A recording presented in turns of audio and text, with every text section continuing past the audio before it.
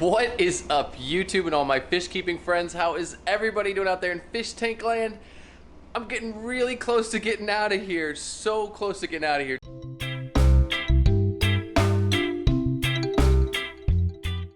Check this out. I broke my Beats headphones. They got sat on an airplane by someone I was sitting next to, and that's what started the damage. And they finally just broke. And I still need them for a little bit. And I'm like, how am I gonna fix them? How am I gonna fix them? You like that? Check that out. All I had to work with duct tape and a fish net, and I put it back together. That's ingenuity. There you go.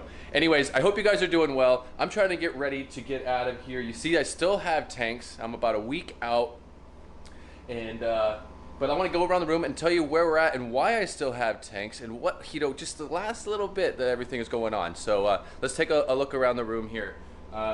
You can see now that the 55 is gone. It's outside, but it's going to be picked up by somebody. He has 3 kids, and they're going to do saltwater, I think. So there's no longer that. My friend is getting this for his daughter. She's really passionate about fish, very smart young lady, and I think she's going to have a lot of fun with this tank.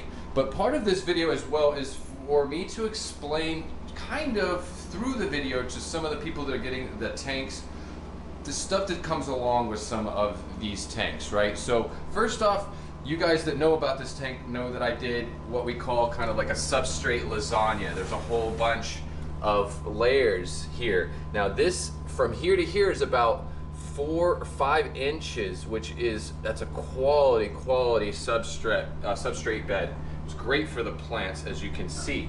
And in the back, guys, I don't know if I ever really showed this to you, and the lighting is not helping, but that is literally 6 inches of substrate on the back end of this tank, and at least 2 inches of sand there. But we have a really awesome collection of plants, and to the person that's getting this tank, I'm kind of talking to you. So we have Hygrophila angustifolia back there, we have Rotella indica, we have a Ludwigia arcuata, and then there is it's another fine form of Hygrophila. I don't know why I can't think of that one right now. We have some crypts up here in the front. These purple bronze looking plants are crypts from Asia, and then we also have an Amazon sword there. There's another Amazon sword over here, and then there's this dwarf sag. It's a Sagittaria. It's this dwarf grass here, and then the really small grass, if I get closer, it's not going to focus for me, but that really tiny grass is a dwarf hair grass. And this tank is only about 2 months old, so there's reason why I don't want to tear it down and I'm trying to give it to somebody is I want it to, it still has a lot of life and a lot of chance to mature. These plants, as they get higher, you trim them and then replant those stems if you want to thicken up the bushes of each individual species, and you can really make it really pretty.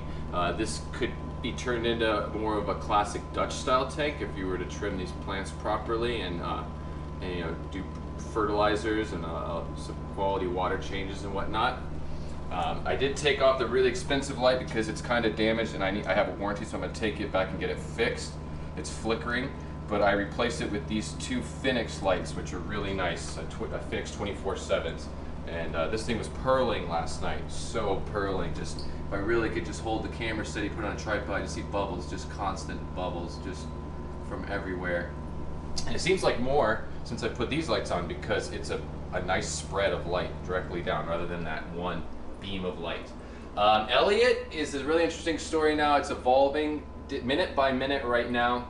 I am working with a student from the University of the Virgin Islands and with professors, and we're working on trying to get Elliott to be for animal education, which is just like so cool to me. It kind of makes me emotional because I've had him for 3 years and I didn't know he was going to ever live this long, and that would be so beautiful for that to happen. So he's probably going to go work with, he'll be with the university, but I have to sweeten the pot a little bit with the university, so I am going to offer them, because they're going to have to bring a government boat over here to come collect him. So, and that's the only way to get him off this island safely without using pure oxygen and getting creative, because he really needs a certain level. He's not happy without a certain level of oxygen in the water column.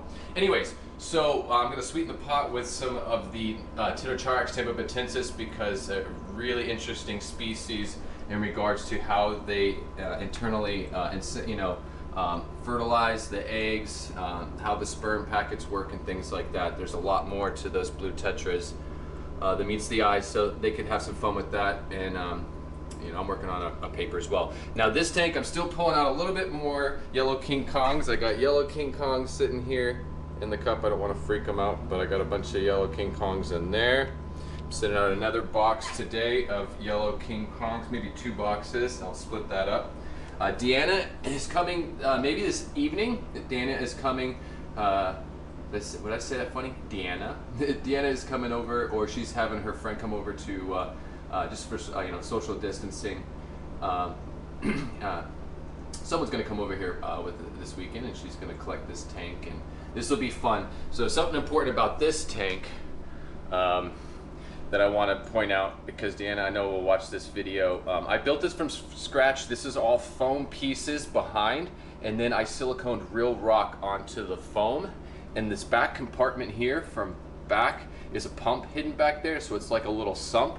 There's some holes in the front here with screens siliconed over them to keep fish out, and it's an intake. So behind this rock, there's 2 little intakes that water flows in that way, and then the pump brings it up and it comes down the waterfall in this back corner.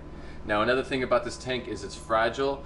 It was a broken tank in the mail. I got it from Amazon, a Marine Land tank off of Amazon. All these were in this thing, $120 each with shipping, but the side panel cracked. And so I wanted to save the tank. I put an acrylic panel inside, siliconed it up against that glass from the inside. And I thought, I don't want to fill it up all the way and risk that with the water pressure. So I figured, let's make a paludarium. This is a great excuse to make a paludarium. So she'll have fun with that, and I think she'll give it more natural light and not these goofy lights. I think it will actually be better. She has a really nice place up high and, well, in a nice wet, humid area. It's a really nice, like almost jungle area. It's really beautiful. So she's gonna get that one, and that's kind of what she needs to know about that. Really don't need much filtration. The key to remember here is this line of rocks you see, literally where my hand is. I'll mark it with a black marker, but this line of rocks is the water level. You never want, so it's low right now, but you don't want to go past this deviation between the rocks right here, because from here up is a separate section of foam and rock, and that's where the sump, it would just overflow. That's where the sump's ceiling is. So anyways, I'll make a marker, and then when you know it, you know it. But that's about it on that one. It doesn't need much filtration. The waterfall is the filtration in a paludarium to me. And when it runs down to the waterfall, it filters through the plants and whatnot. Anyways, ramble, ramble, ramble. I'm getting it all done. The RODI system has been pulled out of here. I'm waiting to the last minute for my production stuff and my computer and monitors, but I'm literally gonna buy a new case for my PC because it's a beast. That's like a complete full-size case. Like, it's bigger than what I would call a full-size case. So I'm gonna buy a new case for like 60, 70 bucks. Might even buy a new power supply. Everything's gonna get shipped. This is light, RODI system. Even that pressure tank is light. So that's all gonna be going. I have a friend coming today to pick this up. We're gonna get rid of this big beast. I'm not gonna leave that with the landlord. And on this rack, I have nothing else going on this rack except for 2 tanks. We have the blue Tetra, which are going on the plane with me because they're a little fragile. All the females are buried, and so they're going on the plane with me. And in here, after I cleaned out all of the blue Tetras and sent them out, I still have some Tetra fry. You might see them at the surface. It's just a really interesting fish. There's a lot of things interesting about this blue Tetra. For one, the way that they inseminate the female. It's an internal fertilization, and it's a sperm packet that literally takes one sperm packet to do everything, to take care of all the fertilization. It's like And then, you know, there's the barbs on the anal fins of the male, which I'm trying to figure out. I want to find out exactly why they do that. And then there's a few different things that are really interesting. Also, thing that Amber's blown away by, and I am a little bit as well. They're like the only known tetra that doesn't eat its own fry. They colony breed, so it's really interesting how they're colony breeding, and it's interesting. So I'm working on a paper. And I've been just keeping my notes and putting things together and organizing it, and then I'm gonna get to a point where I'm gonna release a paper, and I also have, you know, just been writing some stuff, trying to put my notes down and stuff. Anyways, so my goal with these, I'm probably going to pass these along to the university, and they can raise them up and try to see if they can breed them as well. That would be really cool. There's that. So I have those probably going to the University of Virgin Islands along with Elliott, which will be used for animal education. And then my blue bolts go on the plane with me, and then the rest of the tanks are, yeah, for other people. Anyways, that's pretty much it. I got a pile of goofiness here that I'm giving away, like people that take tanks. I've got 4 10 gallons sitting in the bathroom. I got a 20-gallon there. I got a bag of Eco-Complete brand new unopened. I've got Flugel, half bags of Flugel.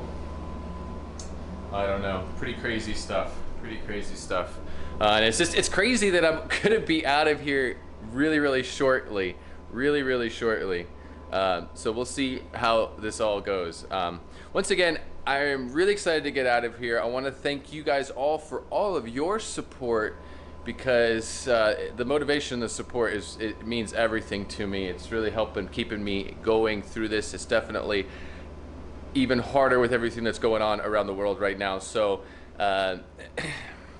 you know, we'll see how this all goes. I'm definitely going to keep you guys posted on everything that's going on here, and you know, just let you know what's going on. The computer's going to get broken down. Once the computer's broken down, then we're going to be able to just go. I'm going to be going off my phone until I get up to the mainland up there, and I get some other things planned out. So anyways, thank you guys so much for everything. I appreciate it. Thank you to all of you that like, comment, share all my content. It means so much to me. Thank you to all my Patreons out there, to all of my members, to all of my moderators that help in the chats and everything. All of you, all my family and friends that watch this content as well. I love you all. Anyways, thank you guys so much, and remember, keep your tanks clean, your fish fed, and have fun.